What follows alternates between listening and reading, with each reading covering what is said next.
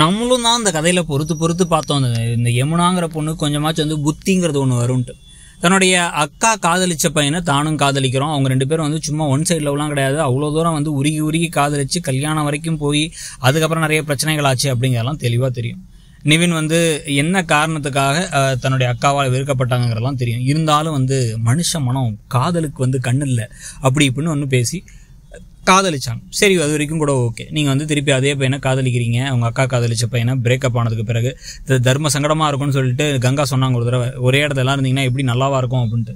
அதெல்லாத்தையும் கூட நீங்கள் விட்டாச்சு கூட அந்த பையனுக்கு உங்கள் மேலே எந்த ஒரு ஈடுபாடும் கிடையாதுங்கிறத சொல்லிட்டார் நிவின். நான் வந்து உங்கள் அக்கா சொன்னாங்கிறதுக்காக தான் நான் பேசினேன், வேறு எதுக்காகவும் கிடையாது. நீ ஒழுங்காக அந்த ஐஏஎஸ் படித்து இது பண்ணணுங்கிறதுக்காக தான். நான் அதுக்காக உங்கள் குடும்பத்தில் ஒரு ஆளுன்னு நினச்சேன். நான் உங்கள் அப்பாவோட கனவுதுன்னாங்க. ஆனால் இப்போ அப்பா கிட்ட போகிறேன்னு எழுதுகிற யமுனாவுக்கு கொஞ்சமாக உங்கள் அப்பா கிட்ட திருப்பி நீங்கள் ஒரு வேளை போனால் கூட உங்கள் அப்பா பலான்னு ஒன்று அரைஞ்சு தான் விடுவார். கொஞ்சமாக லூஸாமா நீன்ட்டு. என் ஆசைக்காக படிக்கணும்னு இல்லாமல் நான் காதலிச்ச ஆள் வந்து என்னை வந்து காதலிக்கவே மாட்டேன்னு சொல்லிட்டாரு, அக்காவை தான் நினச்சிட்டு இருக்கேன்னு சொன்னார். அதனால வந்து நான் பரிசு எழுத போக மாட்டேன்னு சொன்ன முட்டாள்தனத்துலேருந்து இப்போ வந்து உயிரே எடுத்துக்கிற அளவுக்கு வந்து ஒரு கிறுக்குத்தனத்தை பண்ணிருக்காங்க. இந்த கிறுக்குத்தனங்களும் முட்டாள்தனங்களும் அதிகரித்து போக போக போக போக இப்போ அதில் வந்து இப்போ என்ன ஆயிடுச்சுன்னா அது வந்து காவேரி தலையில் ஒரு பெரிய இடியாக விழப்போகுது. ஏன்னா நிவின் வந்து அதை வீட்டில் பார்த்து காப்பாற்றி கொண்டு போய் இப்போ ஹாஸ்பிட்டலில் சேர்க்க, இதுக்கப்புறம் வந்து பார்த்தீங்கன்னா வந்து இப்போ காவேரியும் ஹாஸ்பிட்டலுக்கு கூப்பிட காவேரி ஆட்டோவோட போய் அங்கே நிற்கும் பொழுது நிவின்கிட்ட யார் இதை சொன்னான் அப்படிங்கிற கேள்வி விஜய்க்கு வரும்.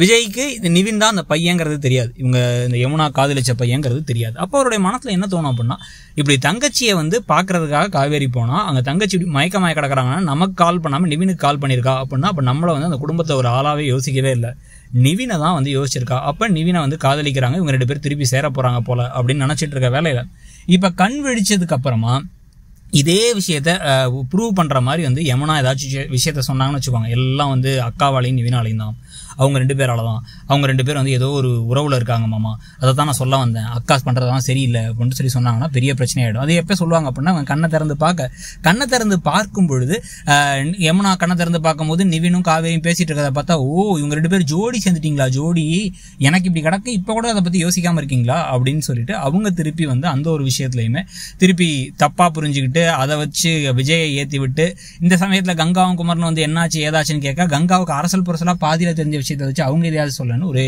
பிரச்சனையாகிறதுக்கான வாய்ப்புகள் தான் இருக்குது.